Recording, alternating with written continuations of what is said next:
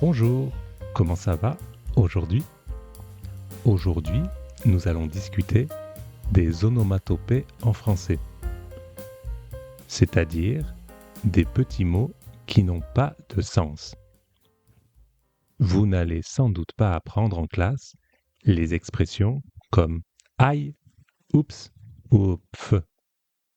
Ce n'est pas de la grammaire et du français très officiel. On utilise ces sons pour exprimer une émotion. Par exemple, aïe est utilisé quand on se fait mal. Aïe, j'ai frappé mon orteil sur la table.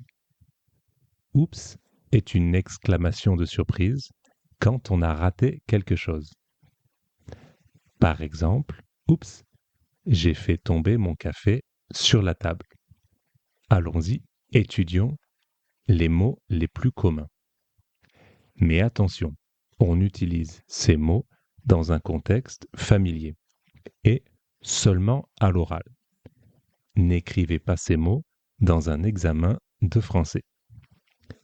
Voici les mots les plus utilisés en français. Mouais. Vous connaissez oui, c'est la manière formelle de dire yes. Tu connais le nouveau copain d'Isabelle? Oui, les Français utilisent ouais pour dire oui de manière familière. On dit ouais avec ses amis, pas avec son patron. Par exemple, tu connais le copain d'Isabelle? Ouais, je le connais. Maintenant, mouais. On ajoute un M quand on veut indiquer que l'on n'aime pas beaucoup quelque chose. Par exemple, le nouveau petit ami d'Isabelle est beau, n'est-ce pas? Ouais. Ici, même si on dit oui, on veut dire je n'aime pas beaucoup, pas vraiment.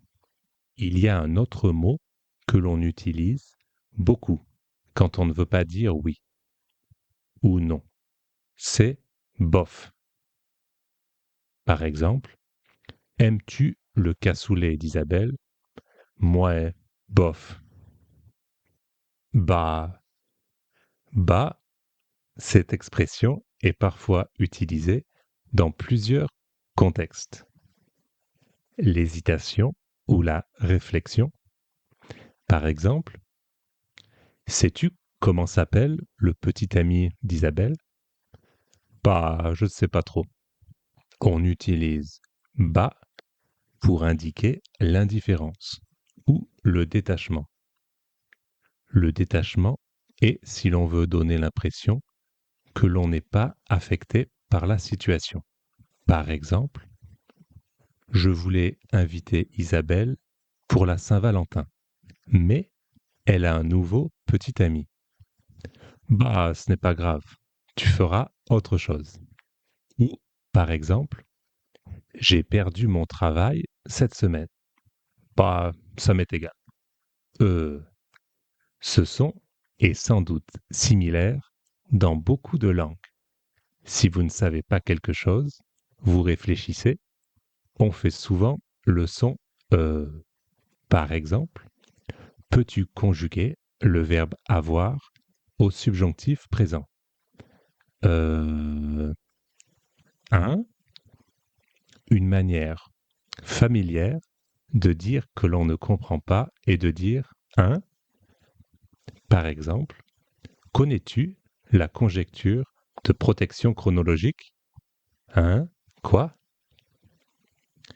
Ne dites pas ça à votre patron. C'est seulement pour vos amis. Ce n'est pas poli de dire un à son patron. Miam. Connaissez-vous le son miam miam?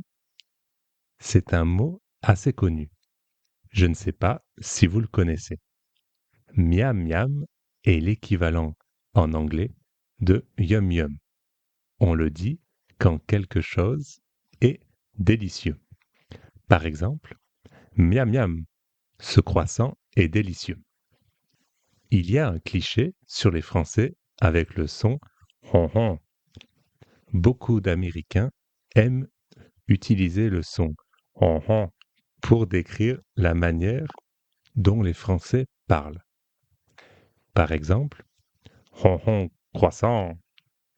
Mais en réalité, hon hon n'est pas du tout utilisé dans le langage et les habitudes des Français.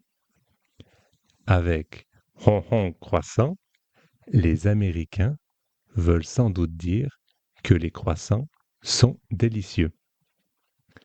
Donc, la phrase la plus proche est miam miam, un croissant. Voilà, désolé à nos amis américains de briser un cliché français. Burk. Pour finir, il existe un son pour l'inverse de miam miam. C'est le mot burk. Je ne sais pas pourquoi on dit ce mot. C'est sans doute le son que fait quelqu'un qui vomit. Burk est donc l'équivalent en anglais de yark ou ish. Par exemple, burk, cette soupe de légumes n'est pas bonne. C'est dégoûtant. Voilà, c'était une courte vidéo sur les sons en français pour exprimer une émotion. Est-ce que vous connaissiez ces mots? Est-ce que vous en connaissez d'autres? N'hésitez pas à me le dire dans les commentaires. À la prochaine pour de nouvelles vidéos.